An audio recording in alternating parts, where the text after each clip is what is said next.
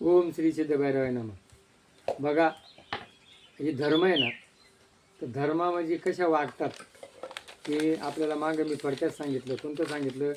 हिंदू धर्माची माहिती सांगितली, ख्रिश्चन धर्माची सांगितली आणि जैन धर्माची सांगितली आणि महानुभव पंथ याची सांगितली आणि निर्गुण निराकार.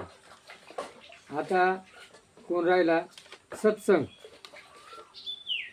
आता हा जो सत्संग आहे ना, ज्या वेळेला नामदेवा संघ काय करायचा? देव बोलायचा. नामदेवा संघ देव जेवायचा.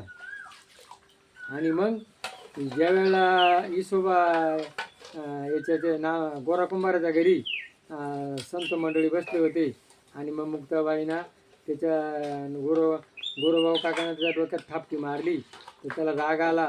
मुक्ताबाई काय म्हणली? तू कोरा. आणि मग त्याने सांगितलं तू गुरु केला नाही. आणि मग तू गुरु केला इसोबा खेचर. त्यांनी देवावर पाय ठेवले होते आणि जिकडे पाय ठेवा तिकडे देव दिसला. आणि मग नामदेवाला कळला.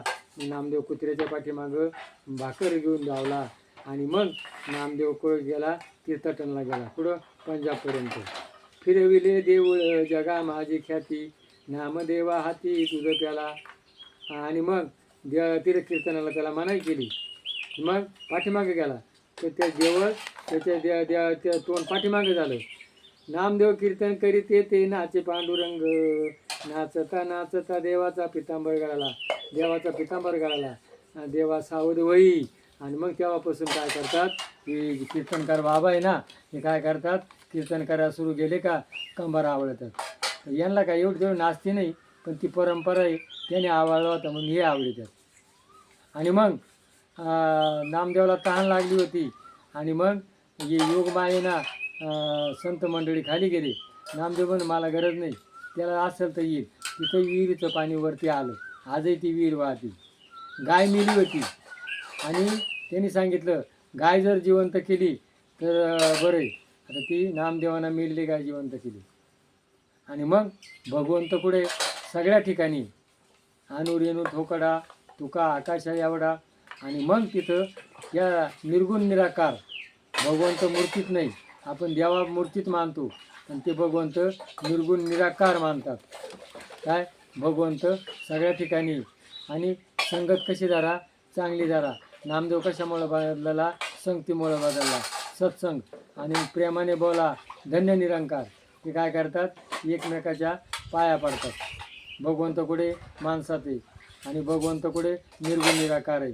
म्हणून सत्संगामध्ये काय करतात? एकमेकाच्या पाया पडतात.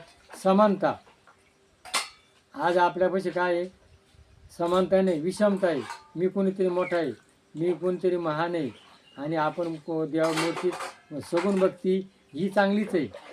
पण जसं जसं पायरी वाढत गेली तर शेवटी निर्गुण निराकार भगवंत सगळ्या ठिकाणी भरलेला आहे. आणू रेणू थोकडा तुका आकाशा एवढा. म्हणून भगवंत सगळ्या ठिकाणी, भगवंत पंचतत्वात भरलेला आहे. हे या धर्मात दाखवून दिलेले आहे. कोणत्या धर्मामध्ये? सत्संगामध्ये. आणि मग मुस्लिम धर्म. आता मुस्लिम धर्मामध्ये काय बघा, जो अकबर होता ना धर्मसंस्थापक, त्याच्या पाठीमागं चोर लागली होती आणि तो एक गुहेत लपला. त्या गुहेमध्ये काय होतं? एक जाळं होतं, कीटक. आणि त्याने ते जाळं घेतलं. एवढ्या वेळात जाळं तयार केलं त्या कीटकाने. आयला इथं जर माणूस गेला असता ते जाळं नसतं. आणि ते कीटक निघून गेली, ते मारणारी निघून गेली. बघा, त्या मोहम्मद पैगंबरला कोणा वाचवलं? एक शुल्लक जीवाना वाचवलं.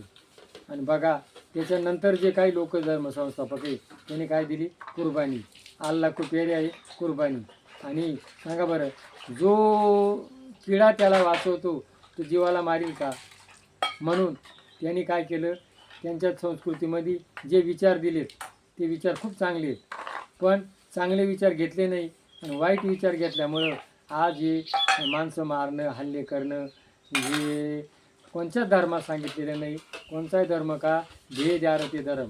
जगा आणि जगू द्या, एकमेकावर प्रेम करा. आज मक्का मदिनेला काय तिथं त्याच्यामध्ये कोणाची शंकराची पिंड आहे. म्हणजे कोणत्याही धर्मात घ्या, देव एकच आहे. प्रत्येकाचं रक्त लाल आहे, आपलं रक्त लाल आहे, ती माझी बहीण आहे, तो माझा भाऊ आहे. या भावनेला जर चाललं तर या जगामध्ये सगळ्यांना सुखानं जगता येईल. म्हणून जगा आणि जगू द्या, ही आपली संस्कृती. ही संस्कृती जगात मान ठरली गेलेली आहे. आणि ही संस्कृतीचे विचार जर आपण केले ना, तर आपण जर किती श्रीमंत झालो तरी आपल्याला सुखानं जगता येणार नाही. म्हणून सुखानं जगण्याकरता हिंदू संस्कृती ही जी आहे ती खूप महान आहे आणि हिची जोपासना करा. मुलाबाळांना वळण लावा, मुलींना वळण लावा. जगा आणि जगू द्या. जय भैरवनाथ महाराज की जय.